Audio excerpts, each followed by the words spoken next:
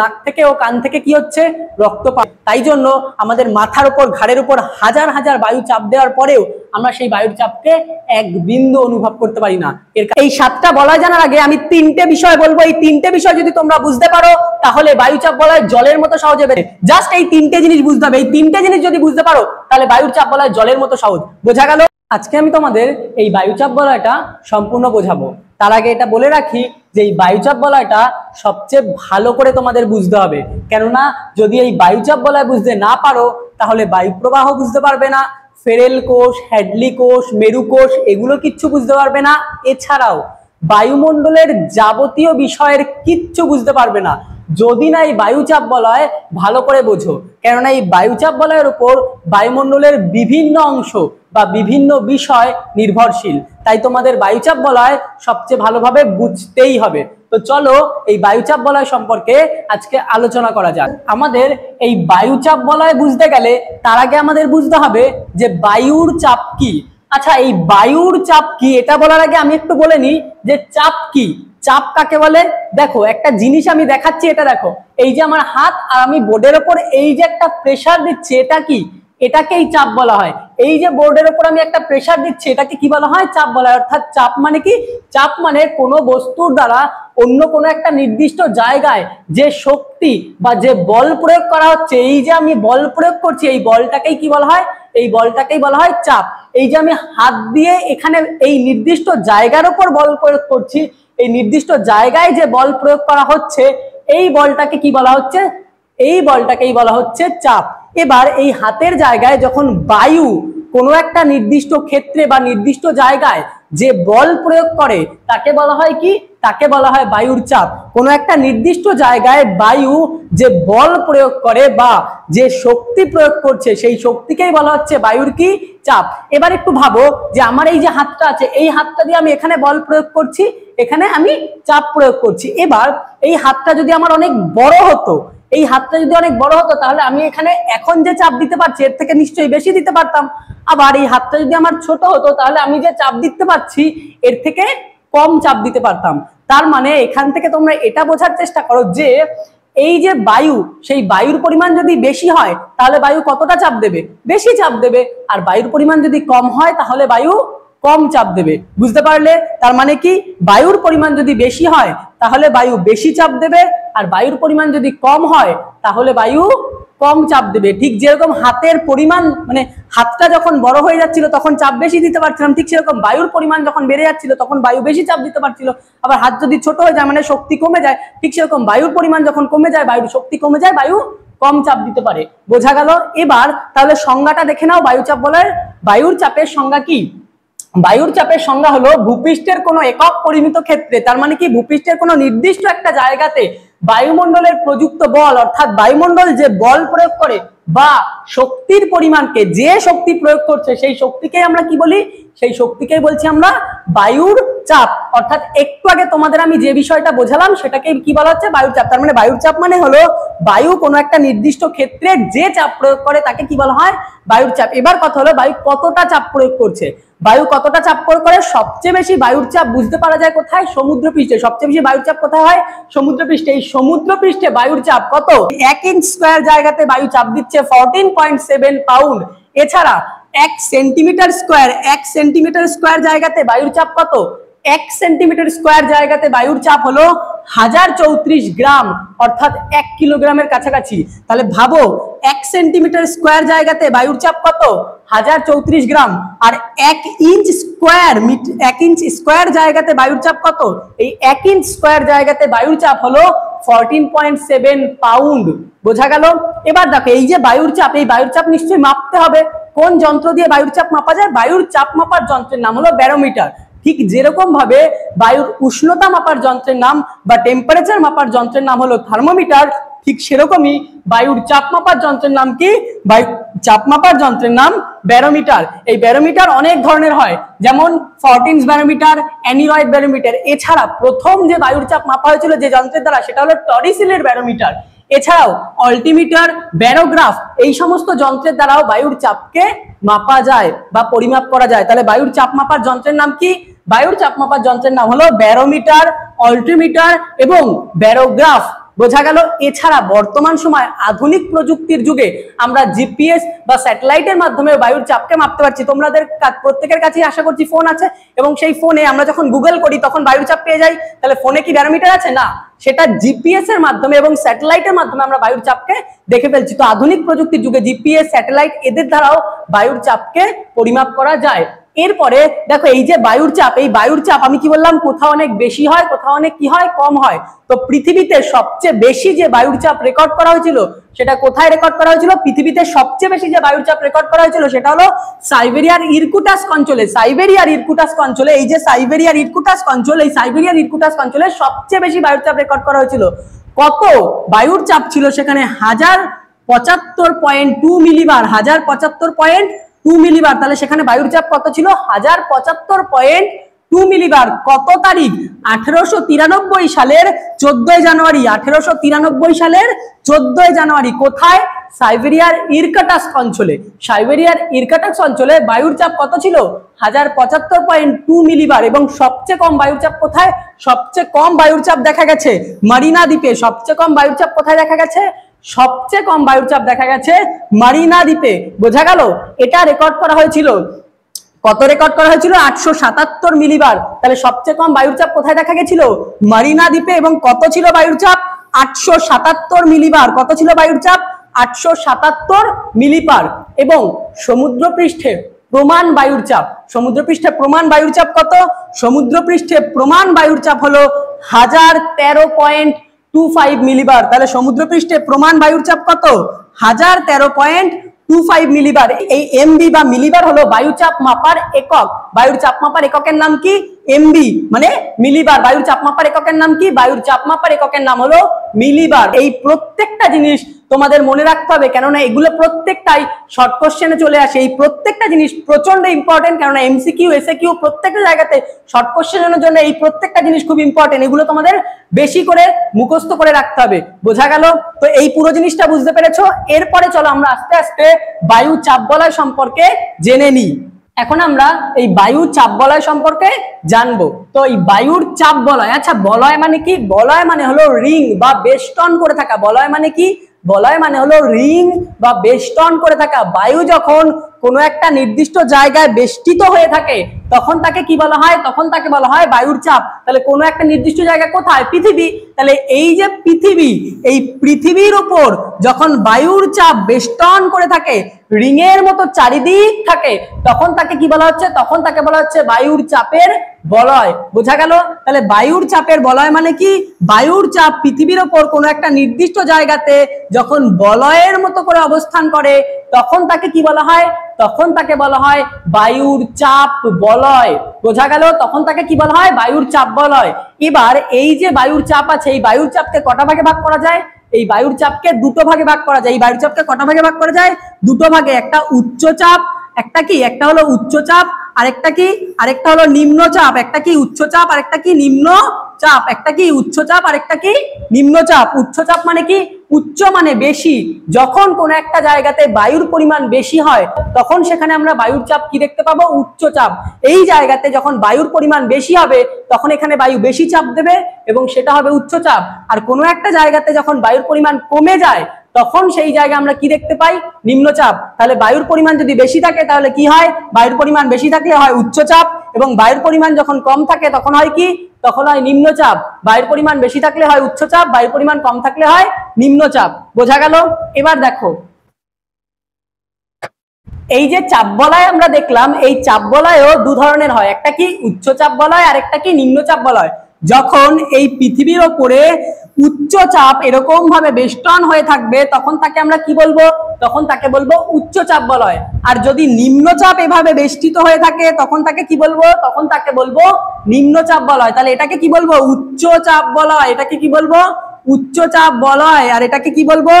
নিম্ন চাপ বলয়। এটাকে কি বলবো? নিম্নচাপ বলয়। যখন উচ্চচাপ অঞ্চলটা বেষ্টিত হয়ে থাকবে তখন তাকে বলবো উচ্চচাপ বলয়, এবং যখন নিম্নচাপ বলয়টা বেষ্টিত হয়ে থাকবে তখন তাকে কি বলবো, তখন তাকে বলবো নিম্নচাপ বলয়। বোঝা গেল? এরকম পৃথিবীর ওপর 7টা উচ্চচাপ ও নিম্নচাপ বলয় আছে। মোট কটা উচ্চচাপ ও নিম্নচাপ বলয় আছে, মানে মোট কটা বলয় আছে? মোট বলয় আছে 7টা। সেই 7টা বলয়গুলো আমরা এখন আস্তে আস্তে দেখব। দেখো সেই 7টা বলয় কি কি।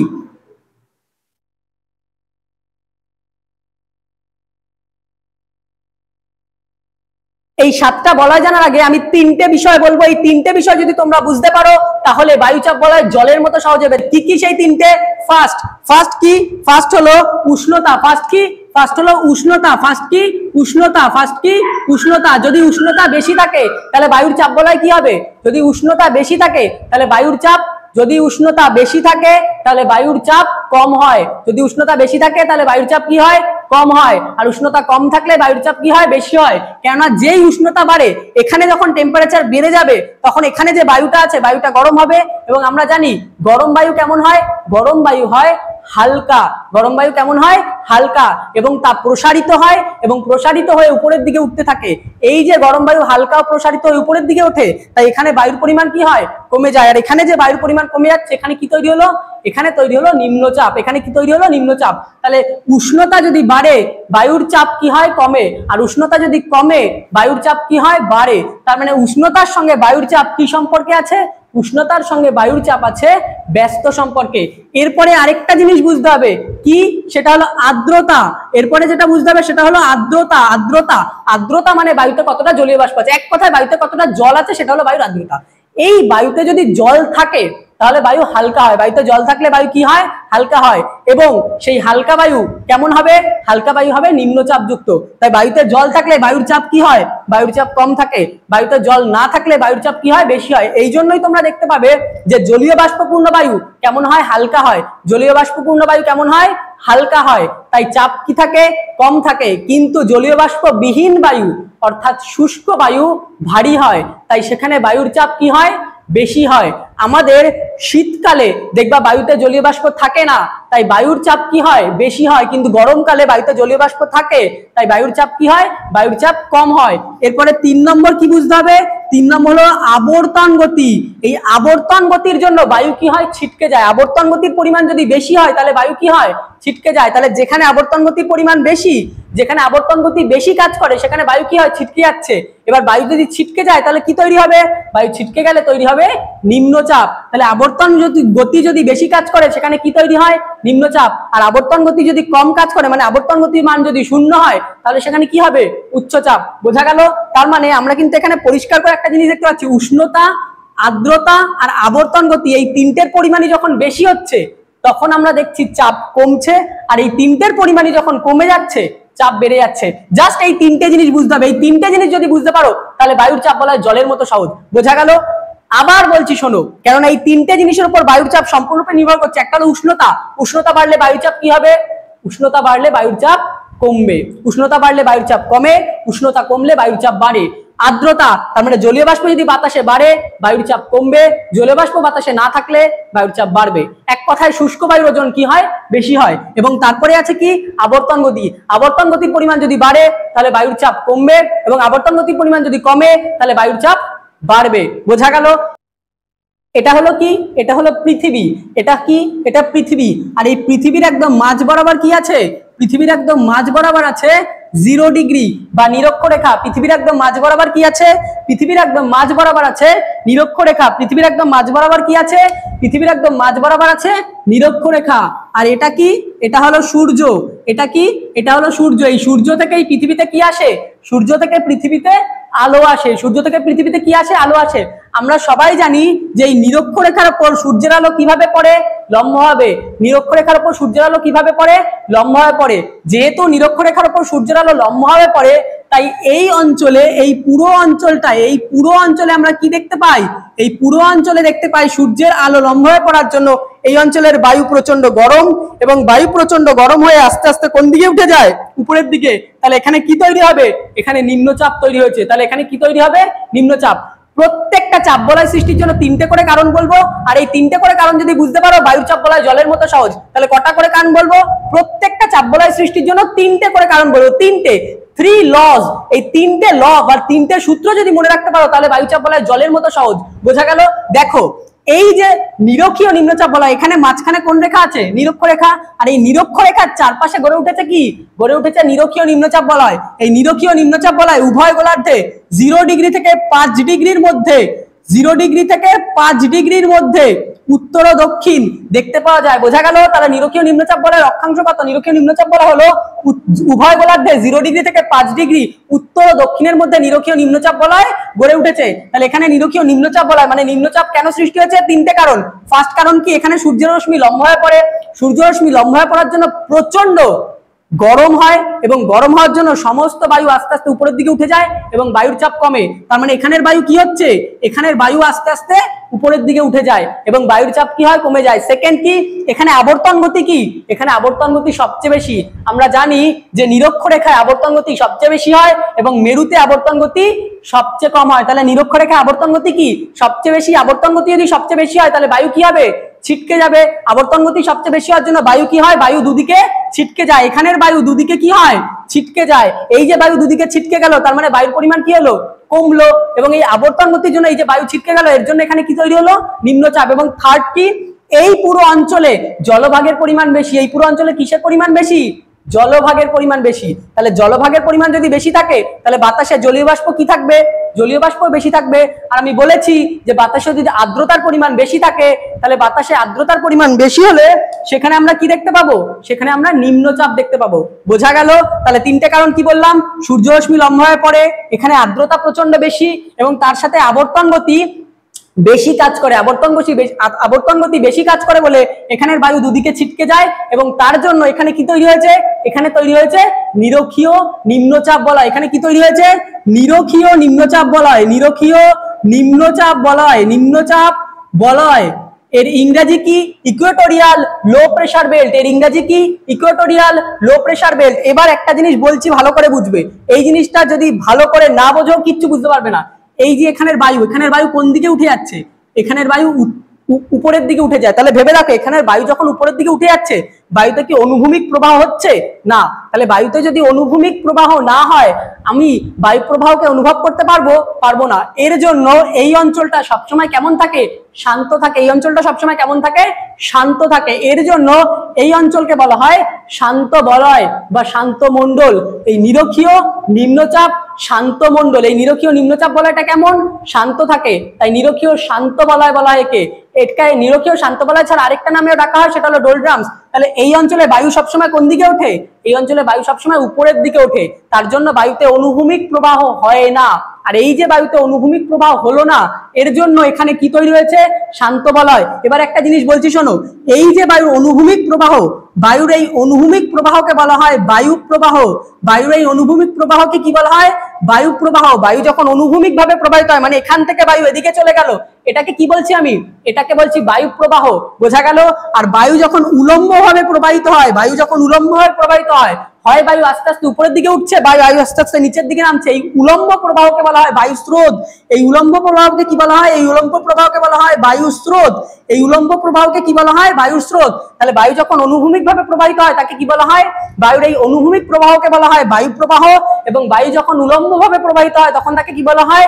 বায়ুর এই উলম্ব প্রবাহকে বলা হয় বায়ুর স্রোত। তার মানে এখানে কি ঘটে? এখানে ঘটে বায়ুর ঊর্ধ্বমুখী স্রোত। তার মানে বায়ু আস্তে আস্তে উপরের দিকে উঠে যায় এবং বায়ুর অনুভূমিক মানে বায়ু প্রবাহ হয় না। আর এই যে এখানে বায়ু প্রবাহ হচ্ছে না এর জন্য এখানে কি তৈরি হয়েছে? নিরক্ষীয় শান্ত বলয় বা ডোলড্রামস তৈরি হয়েছে। বোঝা গেল? এরপরে আমরা দেখব উচ্চচাপ বলয় কেন তৈরি হয়েছে। দেখো এখানে এই যে নিম্নচাপ বলয় তৈরি হচ্ছে এর ঠিক উপরেই আমরা জানি এখানটা কি আছে? এখানটা আছে কর্কট ক্রান্তি রেখা আর এখানটা আছে মকর ক্রান্তি রেখা। এখানটা কি আছে? কর্কট ক্রান্তি রেখা আর এখানটা কি আছে? মকর ক্রান্তি রেখা। এই কর্কট ক্রান্তি রেখা ও মকর ক্রান্তি রেখার চারপাশে, এই কর্কট ক্রান্তি রেখা ও মকর ক্রান্তি রেখার চারপাশে গড়ে উঠেছে কি? গড়ে উঠেছে কর্কটীয় ও মকরীয় উচ্চচাপ বলয়। এই কর্কট ক্রান্তি রেখা ও মকর ক্রান্তি রেখার চারপাশে কি গড়ে উঠেছে? কর্কটীয় ও মকরীয়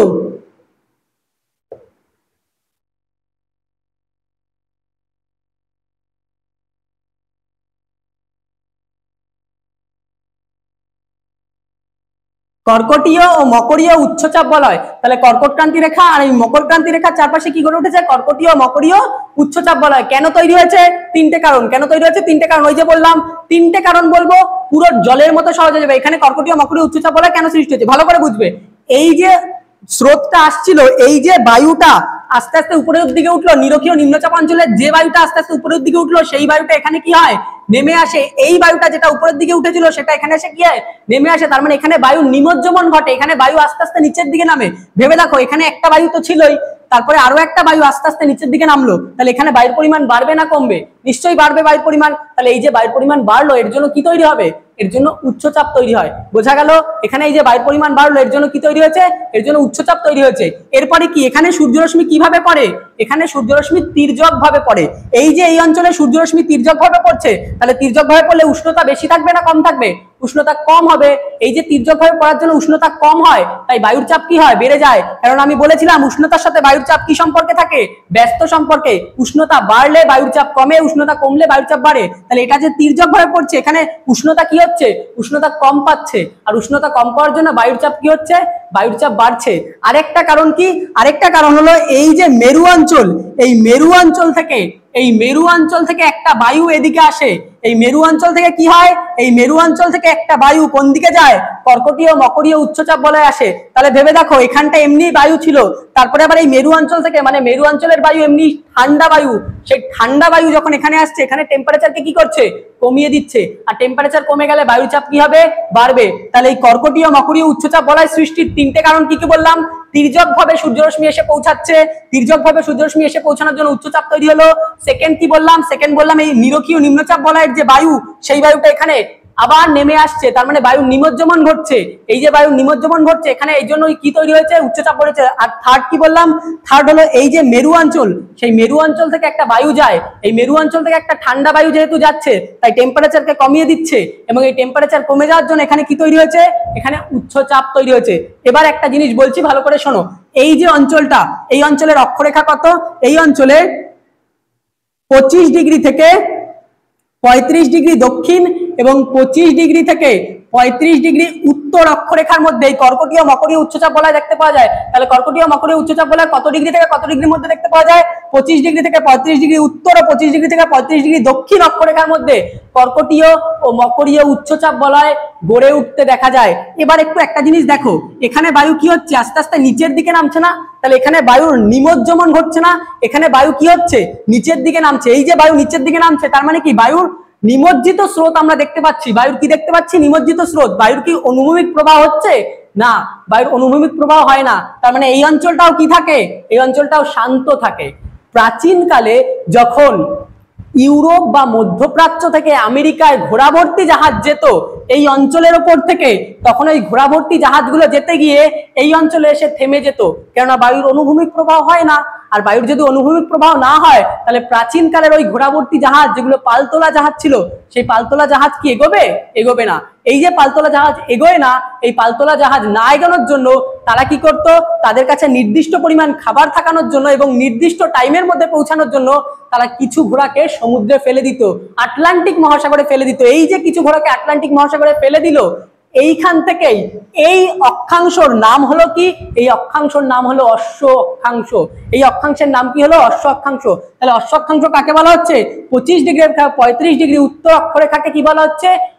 অশ্ব অক্ষাংশ। কেন নাম হলো বুঝতে পারলে? বোঝা গেল? এরপরে আমরা চলে যাব আরেকটা নিম্নচাপ বলয়ের দিকে। আমরা জানি ঠিক এখানটা আরো একটা অক্ষরেখা আছে, খুব ইম্পর্টেন্ট। এইখানটা আরো একটা অক্ষরেখা আছে। অক্ষরেখাটা কি? 66.5 ডিগ্রি উত্তর। এটা কি? 66.5 ডিগ্রি দক্ষিণ। 66.5 ডিগ্রি উত্তর এবং 66.5 ডিগ্রি দক্ষিণ। এই যে অক্ষরেখা, এই অক্ষরেখা বরাবর গড়ে উঠেছে দুটো উচ্চচাপ বলয়। নাম কি? এটাকে বলা হয় কুমেরুবৃত্ত উচ্চচাপ বলয়, সরি নিম্নচাপ বলয়। এখানে কি গড়ে উঠেছে? নিম্নচাপ বলয়। এটাকে বলা হয় কুমেরুবৃত্ত নিম্নচাপ বলয় এবং এই উপরেরটাকে বলা হয় সুমেরুবৃত্ত নিম্নচাপ বলয়। তাহলে এগুলোকে কি বলা হয়? কুমেরুবৃত্ত নিম্নচাপ বলয় এবং সুমেরুবৃত্ত নিম্নচাপ বলয়। এটাকে বলা হয় কুমেরুবৃত্ত নিম্নচাপ বলয় এবং এটাকে বলা হয় সুমেরুবৃত্ত নিম্নচাপ বলয়। তাহলে এখানে নিম্নচাপ কেন সৃষ্টি হলো? এখানে নিম্নচাপ সৃষ্টির কারণ কি? তিনটে কারণ। তিনটে কারণ যদি বুঝতে পারো পুরোটা সহজ। কি তিনটে কারণ? আচ্ছা ভালো করে বুঝবে। এই যে মেরু অঞ্চল, এই মেরু অঞ্চলের টেম্পারেচার কম না বেশি? এই মেরু অঞ্চলের টেম্পারেচার কি হয়? এই মেরু অঞ্চলের টেম্পারেচার হয় ভয়ানক কম। মেরু অঞ্চলের টেম্পারেচার কি হয়? ভয়ানক কম। তার মানে কি এইখানে টেম্পারেচার প্রচন্ড কম, প্রচন্ড ঠান্ডা। তাহলে এখানে টেম্পারেচার কি? প্রচন্ড ঠান্ডা। বোঝা গেল? এই যে এই অঞ্চলের টেম্পারেচার প্রচন্ড ঠান্ডা, এর থেকে এখানটাতে একটু গরম, তাই না? তাহলে এখানে যদি প্রচন্ড ঠান্ডা, এখানে টেম্পারেচার কি হবে? এখানে উষ্ণতা কি হবে? মেরু অঞ্চলের থেকে এই সুমেরুবৃত্ত কুমেরুবৃত্তের উষ্ণতা কি হয়? বেশি হয়। তার মানে এখানে যতটা বায়ুর চাপ, তার থেকে এখানে বায়ুর চাপ কি? তার থেকে এখানে বায়ুর চাপ কম। এই যে এই অঞ্চলে বায়ুর চাপ কম আছে, এই উষ্ণতা মেরু অঞ্চলের থেকে কম বলে বায়ুর চাপ কি হয়েছে? কম হয়েছে। বোঝা গেল? সেকেন্ড কারণ কি? এই যে অঞ্চলে, এই মেরু অঞ্চলে আবর্তন গতির পরিমাণ কি? আবর্তন গতির পরিমাণ সবচেয়ে কম। তার মানে মেরুতে এসে এই উত্তর মেরু এবং দক্ষিণ মেরুতে আবর্তন গতি কি হয়ে যায়? শূন্য হয়ে যায়। কিন্তু এখানে আবর্তন গতির পরিমাণ যথেষ্ট বেশি। এই যে এই অঞ্চলে আবর্তন গতির পরিমাণ যথেষ্ট বেশি, তাই এখানের বায়ু সবচেয়ে বেশি ছিটকে যায়। এই এখানের বায়ু এদিকে আর এদিকে ছিটকে যায়। এখানের বায়ু কি হচ্ছে? এদিকে আর এদিকে ছিটকে যাচ্ছে। এই যে বায়ু ছিটকে যাচ্ছে, এখানে বায়ুর পরিমাণ কমছে না বাড়ছে? কমছে। তার মানে বায়ুর পরিমাণ যদি কমে তাহলে কি হবে? তাহলে বায়ুর পরিমাণ কমে গিয়ে এখানে কি তৈরি হয়েছে? নিম্নচাপ। এবং আরেকটা কারণ কি? আরেকটা কারণ হলো এই ক্রান্তীয় উপক্রান্তীয় অঞ্চল থেকে, এই ক্রান্তীয় ও উপক্রান্তীয় অঞ্চল থেকে একটা উষ্ণ জলের স্রোত যায়। বোঝা গেল? তাহলে ক্রান্তীয় উপক্রান্তীয় অঞ্চল থেকে একটা উষ্ণ জলের স্রোত আসে। এই উষ্ণ জলের স্রোত আসলে এখানে টেম্পারেচারকে কি করবে? এখানে টেম্পারেচারকে বাড়িয়ে দেয়। এবং টেম্পারেচার যদি বেড়ে যায় তাহলে বায়ুর চাপ কি হবে? বায়ুর চাপ কমে যায়। তাহলে এখানে নিম্নচাপ সৃষ্টির জন্য তিনটে কারণ কি কি বললাম? সবার ফার্স্টে এখানে আবর্তন গতির পরিমাণ কি?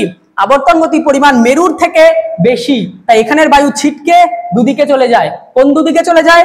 এক হলো এই সুমেরুবৃত্ত, সুমেরু ও কুমেরুর দিকে চলে যাচ্ছে, এবং তাছাড়া কর্কটীয় মকরীয় উচ্চচাপ বলয়ের দিকে চলে যায়। তাহলে এখানের বায়ু যেহেতু ছিটকে যায়, তাই এখানে কি তৈরি হয়েছে? এখানে তৈরি হয়েছে নিম্নচাপ। এবং সেকেন্ড কি? এখানে উষ্ণতা এখানের থেকে কি বেশি, এখানে উষ্ণতা এখানে থেকে বেশি হয়, এখানে কি তৈরি হয়েছে? নিম্নচাপ। আর লাস্ট কি বললাম? এই ক্রান্তীয় উপক্রান্তীয় অঞ্চল থেকে একটা উষ্ণ জলের স্রোত আসে, যেই উষ্ণ জলের স্রোতটা এখানে টেম্পারেচারকে কি করেছে? এখানে টেম্পারেচারকে বাড়িয়ে দিয়েছে। বোঝা গেল? তাহলে এটা কত ডিগ্রি থেকে কত ডিগ্রির মধ্যে দেখতে পাওয়া যায়? এটা দেখতে পাওয়া যায় 60 ডিগ্রি থেকে 70 ডিগ্রি উত্তর ও দক্ষিণ অক্ষরেখার মধ্যে। 60 ডিগ্রি থেকে 70 ডিগ্রি, 7 ডিগ্রি থেকে 70 ডিগ্রি উত্তর ও দক্ষিণ অক্ষরেখার মধ্যে কি দেখতে পাওয়া যায়?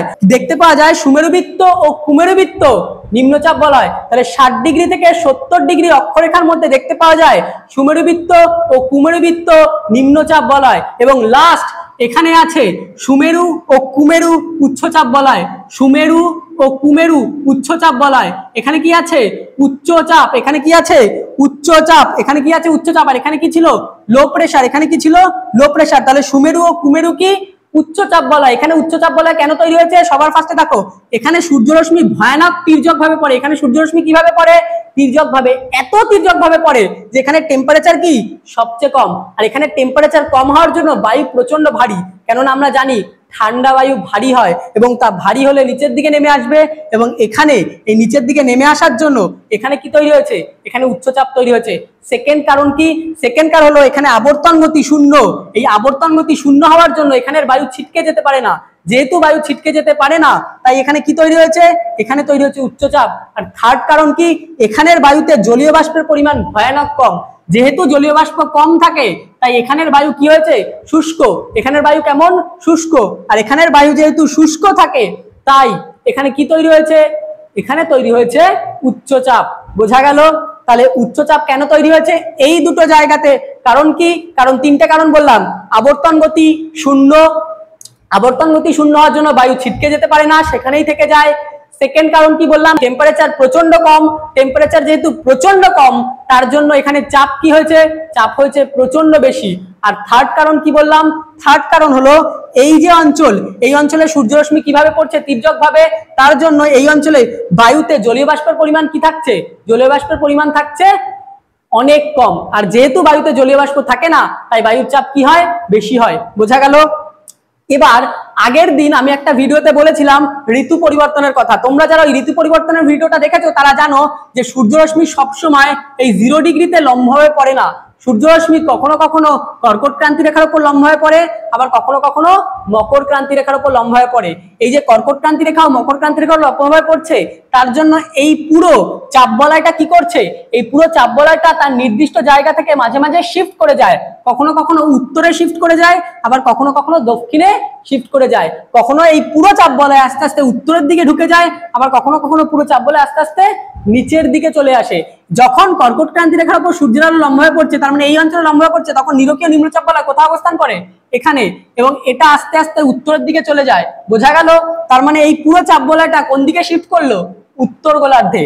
এবং যখন মকর ক্রান্তি রেখায় লম্বভাবে কিরণ দিচ্ছে, তখন পুরো বায়ুচাপ বলয়টা আস্তে আস্তে দক্ষিণে শিফট করে যায়, কারণ নিরক্ষীয় নিম্নচাপ বলয় এখানে নেমে আসে এবং এটা পুরোটা আস্তে আস্তে দক্ষিণের দিকে চলে আসে। তার মানে এখান থেকে এটা বুঝতে পারলে যে এই চাপ বলয়গুলো কেউ স্ট্যাটিক না, কেউ তার নিজের জায়গাতে নির্দিষ্টভাবে থাকে না। এরা প্রতি মুহূর্তে প্রতি সময় সূর্যের কোণে, সূর্যের এই যে আলো পড়ছে লম্ব হবে, সেই সূর্যের আলো যেখানে লম্ব হয়ে পড়ে সেই অনুযায়ী তারা শিফট করে যায়, তারা নিজের জায়গা পরিবর্তন করতে থাকে। বোঝা গেল? তারা নিজের জায়গা কি করছে, পরিবর্তন করছে। প্রত্যেক মুহূর্তে তারা নিজের জায়গাকে কি করছে, তারা নিজের জায়গাকে পরিবর্তন করে চলেছে। বোঝা গেল?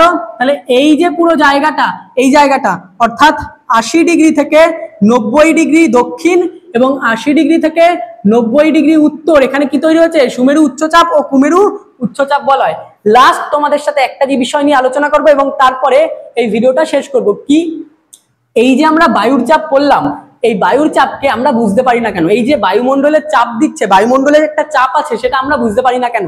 এই বায়ুর চাপ বুঝতে না পারার প্রধান কারণ হলো, এই বায়ু যেরকম আমার উপর চাপ দিচ্ছে, ঠিক সেরকম আমার ভেতরেও একটা বায়ু আছে, যে বায়ুটা বাইরে চাপ দিচ্ছে। তাহলে বাইরে থেকে একটা বায়ুর চাপ আসছে এবং ভেতর থেকে একটা বায়ুর চাপ আসছে, আর এই দুটো কি, এই দুটো হলো ইকুয়াল, সমান। এবং এই দুটো ইকুয়াল ও সমান মানে ব্যালেন্স হওয়ার জন্য আমি বায়ুর চাপকে বুঝতেই পারি না। বোঝা গেল? তার মানে বাইরের যে শক্তি এবং ভেতরের শক্তি, বাইরের যে বায়ুর চাপ আর ভেতরের বায়ুর চাপ, এই দুটো কি সমান। এই দুটো যেহেতু সমান, তাই আমি বুঝতেই পারি না যে বাইরে থেকে একটা বায়ুর চাপ আছে। তাই জন্য আমাদের মাথার উপর, ঘাড়ের উপর হাজার হাজার বায়ু চাপ দেওয়ার পরেও আমরা সেই বায়ুর চাপকে এক বিন্দু অনুভব করতে পারি না। এর কারণ কি? এর কারণ হলো বাইরের যে চাপ এবং আমাদের ভেতরের, শরীরের ভেতরের যে চাপ, সেই শরীরের ভেতরের চাপ কি সমান। কিন্তু আমরা যখন আস্তে আস্তে উপরের দিকে উঠি, তখন অর্থাৎ পাহাড় পর্বতে চড়লে দেখতে পাবে যে পাহাড় বা পর্বতের ওই প্রচন্ড উঁচু অঞ্চলে বায়ুর চাপ কি কম। তাহলে ওই উঁচু অঞ্চলে যেহেতু পর্বতের উঁচুতে বায়ুর চাপ কম হয়, তাই ওখানে যে মানুষজনেরা থাকে বা মানুষ যখন ওখানে যায়, তখন বাইরের যে চাপ, সেই বাইরের চাপ কি হয়ে যায়, বাইরের চাপ কমে যায় এবং ভেতরের চাপ কি বেড়ে যায়। তাহলে বাইরের চাপ, ওখানে বায়ুর চাপ কি হয়েছে, কমে গেছে, আর ভেতরের চাপ বেড়ে গেছে। এই জন্য কখনো কখনো দেখতে পাওয়া যায় নাক থেকে এবং কান থেকে রক্তপাত হতে।